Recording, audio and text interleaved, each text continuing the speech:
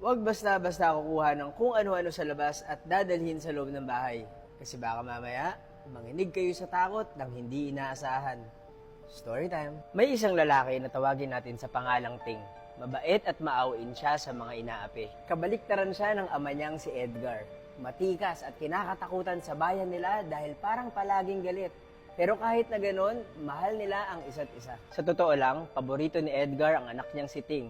Hindi siya humihindi sa mga request ng anak niya. Isang araw, naimbitahan si Edgar sa birthday party ng kumpare niya. Mukhang masaya naman yung handaan, pero ang hindi nila alam ay may mangyayaring hindi inaasahan. Ako nga pala si Bujet, mahilig ako mag-story time. Kung di nyo pa ako fina-follow i-follow nyo na ako. Napadami ng inom si Edgar, pero mabuti na lang at kaya pa niyang umuwi at hindi siya nagmamaneho. Noong malapit na si Edgar sa bahay nila, ay may napansin siya. Merong isang kakaibang hayop na nakaupo lang sa bakod nila at nakatingin lang sa loob ng bahay. Sinigawan ni Edgar para itaboy. At nung humarap sa kanya yung kakaibang hayop, nagulat yung ama. Parang halimaw yung nakita niya. May pakpak at matutulis na kuko.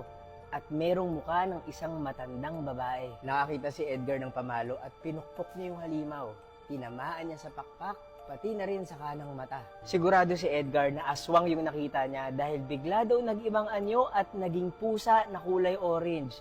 Nagkatinginan pa nga sila bago tumakas.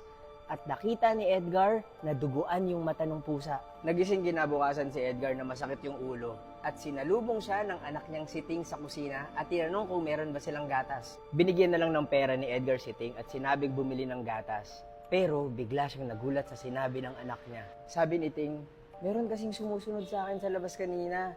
Naawa ko kaya inampon ko na lang. At biglang nakita ni Edgar na hawak ni Ting ang isang pusang kulay orange na may sugat sa mata. Nakatingin sa kanya. Mukhang nakapasok sa bahay nila yung bagay na hinampas ni Edgar kagabi.